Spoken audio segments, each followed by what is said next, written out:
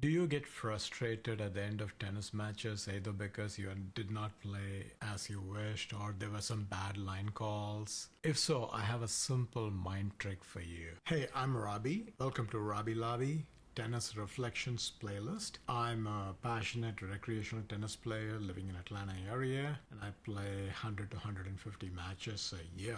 And over the last 10 years or so, I've played nearly 1,000 matches and started from the bottom of the pool, that is at levels 2.5 or 3.0, and moved all the way. Right now I'm playing in certain leagues in 4.0 and 4.5 levels. Now, during this journey, I used to get, especially in the earlier days, really frustrated with myself for not being able to execute what I wanted or win points which I should have won or which I think I should have won, or if there were line calls which I thought were bad. And there were many days when I'd gone back really frustrated after a match, and that mood even lingered overnight. But over the course of years, I started realizing there is more to tennis than just winning. In fact, if you look at the whole tennis scenario and a match scenario, I started questioning even calling the person across the net the opponent. When you register for a league, obviously everybody else is listed as an opponent. But then I started asking myself, are they really opponents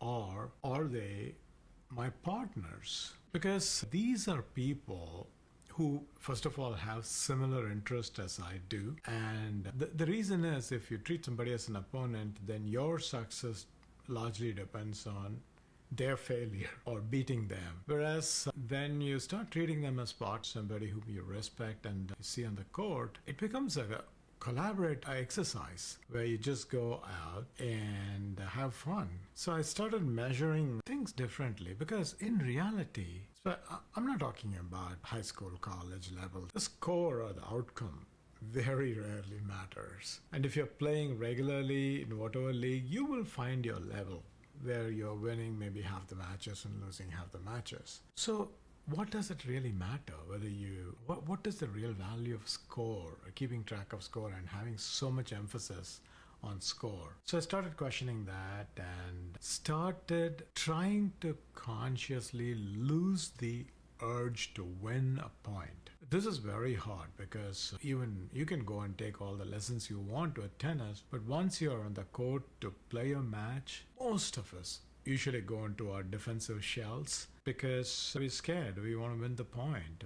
We are afraid to take risk. And so at that time, if there was a perceived bad line call, we feel deprived, and that leads to frustration. So instead, I just started taking it for what it is. I started really appreciating the reality, because here is somebody who's willing to help me exercise. And over the course of time, I've seen a real improvement in my health condition, my mental health, my confidence level. So I stopped treating people as opponents.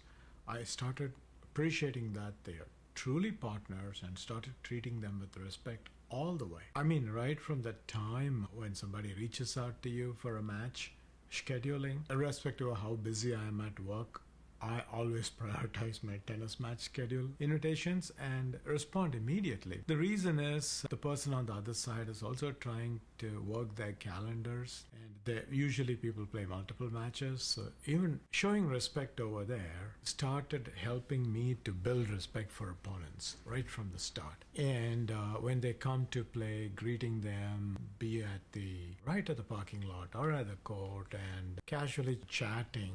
And so all the way, respect all the way. Even during warm-up, I make sure that as much as I get warmed up, they get warmed up. So I distribute the balls, some to the forehand, some to the backhand. I do the same with volleys pretty consciously. And this takes away that mindset that I have to beat that person today so that to be successful. So it's not the scores more as a vehicle to help me exercise in an organized way. But this change in approach has actually helped me become a better tennis player. The reason is, now when there is a close line call, I, instead of focusing on terminating that point with a call, mentally think of that as an opportunity to hit a difficult shot. So unless the ball is clearly 3 inches away or so from the line, I don't call it. I just play. Use that as an opportunity to play. And one thing I've observed is when you make fair line calls, your opponents almost mirror that. And what I've been observing is my opponents also start becoming generous. So over the course of the last many hundred matches, I can't, maybe one or two incidences where people were intentionally making, I shouldn't say even intentionally, they were making really bad line calls.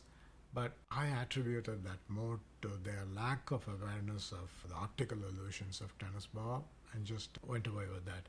What does this? Did I lose a lot more matches than I should have because of this approach? I don't think so.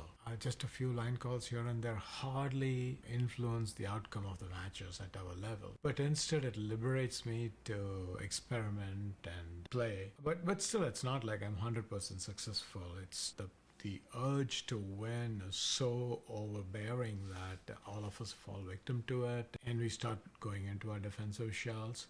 But I'm trying to get away from there. The advantage of this is, off late, irrespective of the outcome of the match, I always walk out with a sense of accomplishment.